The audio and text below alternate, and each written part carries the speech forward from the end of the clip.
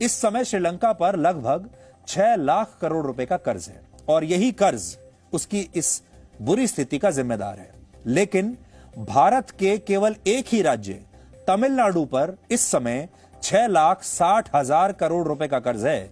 तो आप समझ लीजिए कि तमिलनाडु पर श्रीलंका से भी ज्यादा का कर्जा है।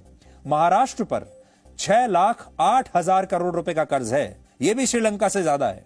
पश्चिम बंगाल पर इस समय 5,62,000 करोड़ रुपए का कर्ज है, यानी लगभग श्रीलंका के बराबर।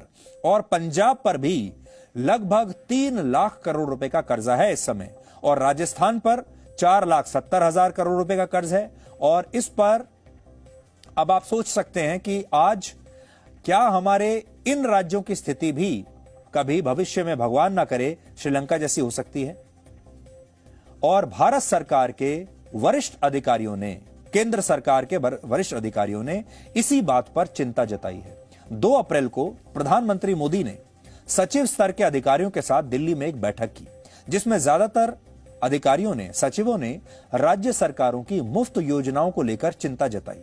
इस बैठक में इन अधिकारियों ने कहा कि अगर इन राज्यों में मुफ्त की स्कीम्स और योजनाओं को समय पर बंद नहीं किया गया तो ये राज्य श्रीलंका की तरह एक दिन कंगाल हो जाएंगे, क्योंकि इन राज्यों की आर्थिक स्थिति पहले से ही खराब है। और अगर हमने आपको बताया कर्जे के मामले में, तो ये राज्य श्रीलंका के आसपास ही है।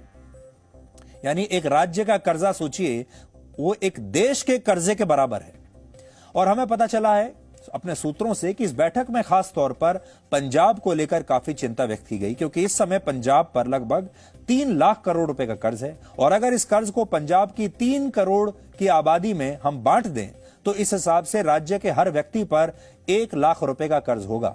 लेकिन इसके बावजूद पंजाब के मुख्यमंत्री भगवंत सिंह मान ने केंद्र सरकार से 1 लाख करोड़ रुपए के आर्थिक पैकेज की मांग की है। उन्होंने कहा है मुझे 1 लाख करोड़ तो अभी दे दीजिए। और आपको पता है कि वो ये पैसा किस चीज पर खर्च करना चाहते हैं? वो ये पैसा उन योजनाओं पर खर्च करेंगे जिनकी घोषणा उनकी पार्टी ने चुनावों में की थी, जिसकी वजह से वो जीते।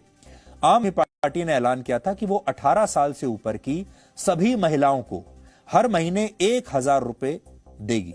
पंजाब में 18 साल से ऊपर की लगभग 1 करोड़ महिलाएं हैं, यानी केवल इस वादे को ही पूरा करने के लिए पंजाब की सरकार को हर महीने 1,000 करोड़ रुपए लगेंगे। यह राशि इतनी ज्यादा है, इसका अंदाजा आप इस बात से लगाइए कि पंजाब सरकार हर महीने पंजाब पुलिस पर भी इतना पैसा नहीं खर्च करती। 2021 और 22 में पंजाब पुलिस का सालाना बजट लगभग 5,700 करोड़ रुपए था। और अगर यह स्कीम शुरू होती है तो इसका बजट होगा लगभग 12,000 करोड़।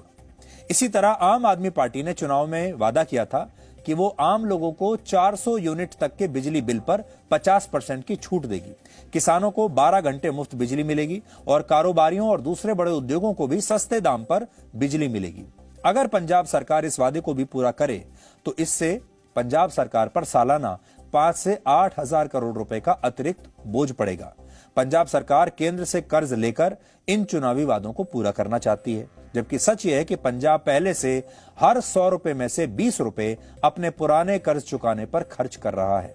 यानी 100 में से 20 रुपए तो अपनी किश्त देने में खर्च कर रहा है, कर्जे की किश्त।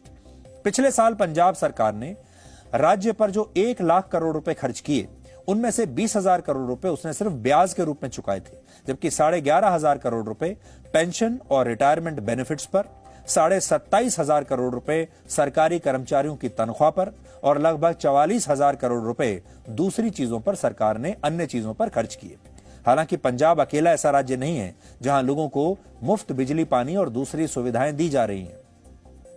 हमें यह पता चला कि इसी बैठक में दिल्ली, तेलंगाना, आंध्र प्रदेश और पश्चिम बंगाल जैसे राज्यों का भी जिक्र किया गया है। इस समय दिल्ली में 200 यूनिट तक बिजली मुफ्त है, पानी मुफ्त है, मोहल्ला क्लिनिक में इलाज मुफ्त है, सार्वजनिक जगहों पर इंटरनेट मुफ्त है, बुजुर्गों के लिए तीर्थ यात्रा मुफ्त है, पानी और सीवर के नए कनेक्शन मुफ्त है। इसके अलावा मुफ्त की और योजनाएं भी दिल्ली में चल रही हैं। और यह स्थिति तब है जब वर्ष 2020 तक हमारे देश की राजधानी दिल्ली पर भी 1,07,000 करोड़ रुपए का कर्ज था। यानी दिल्ली पर भी 1 लाख करोड़ का कर्ज है।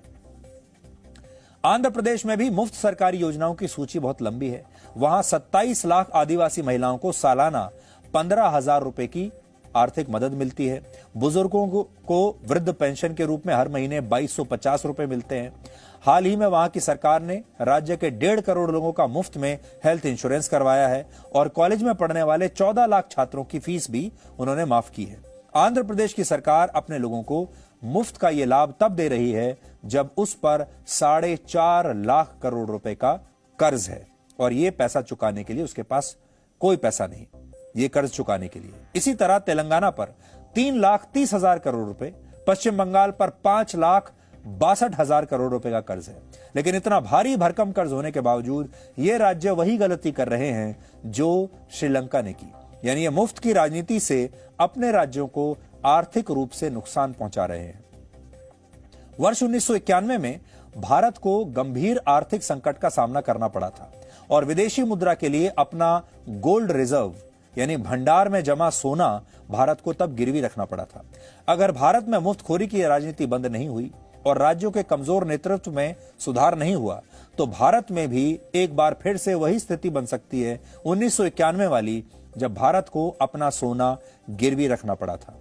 आज की स्थिति तो बिल्कुल अलग है।